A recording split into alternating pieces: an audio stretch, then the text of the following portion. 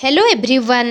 On the basis of availability, types of goods आज discuss करिबी ये होची फ्री गुड्स बा मुक्त द्रव्य, इकोनॉमिक गुड्स बा अर्थनैतिक द्रव्य। जेउ द्रव्य गुड़िक प्रकृति रु मिलु थाए जेउथिपाई आमको कौनसी पाउना देबाकू पड़े नहीं एवं एहा प्रकृति रे प्रचुर परिमाण रे गच्छित होई रही थाए सेगुड़िक मुक्त द्रव्य कुहा जाए। ई द्रव्य गुड़िकर दुष्प्राप्यता न थाए एहा सहजरे मिली जाए जेउठी पारे सेठी। एग्जांपल वायु आमे जतबेले गछ मूल रे जोठी ठिया हले आमे पवन हमकु मिलुची से जो पवन टाको आमे उपभोग करूछंती तो सेथिपई हमकु कोनोसी मूल्य दबाकू पड़ू नाही। सूर्य लोक आमे जो सूर्य लोक पाउछंती सेथिपई हमकु कोनोसी पाउना दबाकू पड़े नाही। मृत्तिका उद्भिद तो एई सब गुड़िकु मुक्त द्रव्य बोली कुहा जाय। मुक्त द्रव्यर विपरीत हेउची अर्थनैतिक द्रव्य अर्थात जेउ द्रव्य को प्राप्ति करिबा पई हमकु गुटे मूल्य देबाकू पड़ी थाए एही द्रव्य गुड़िकु सहजरे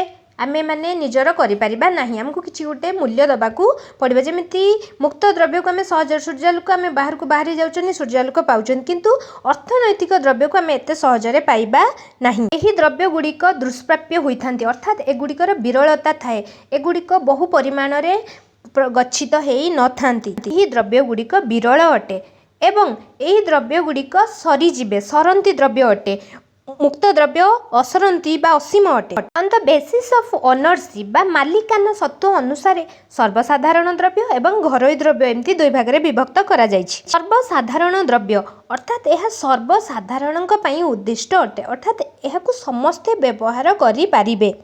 कौनसी निर्दिष्ट व्यक्ति मालिकाना रे न थाए एहार मालिक कौनसी निर्दिष्ट व्यक्ति होई न थांती। ही द्रव्य गुड़िक उपरे समस्तंकर समान अधिकार थाए। ही द्रव्य को व्यवहार करिबा पई कौनसी व्यक्ति अन्य जणे व्यक्ति को बहिष्कार करि पारिबो नाही। एठारे बहिष्करण नीति प्रचलित हुए नाही। उदाहरण स्वरूप जतबे ट्रेन रे जाउछो बा एनएच रे जाउछो ए सब गुड़िक होउची हमर सर्वसाधारण द्रव्य। एपरि अनेक द्रव्य सब अछि जो गुडा को सर्वसाधारण द्रव्य भितरे कुहा जाय। घरोई द्रव्य सर्वसाधारण द्रव्यर विपरीत होउची घरोई द्रव्य। एही द्रव्य गुड़िक जणे व्यक्ति किंबा गोटिए प्रतिष्ठान किंबा गोटिए परिवारर मालिकाना रे थाए समस्तंक पई एक्सेसिबल न थाए एहाकु समस्ते व्यवहार करि पारिबे नाही। एहा सर्वसाधारण व्यवहार उपयोगी नुहे। एही द्रव्य क्षेत्र में बहिष्करण नीति प्रचलित होइथाय अर्थात जणे चाहिले अन्य जनकु जे यार मालिकाना नुहे से ताकू से द्रव्य व्यवहार करिबारु ताकू बहिष्कार करि देई पारिबो। एही द्रव्य उपरे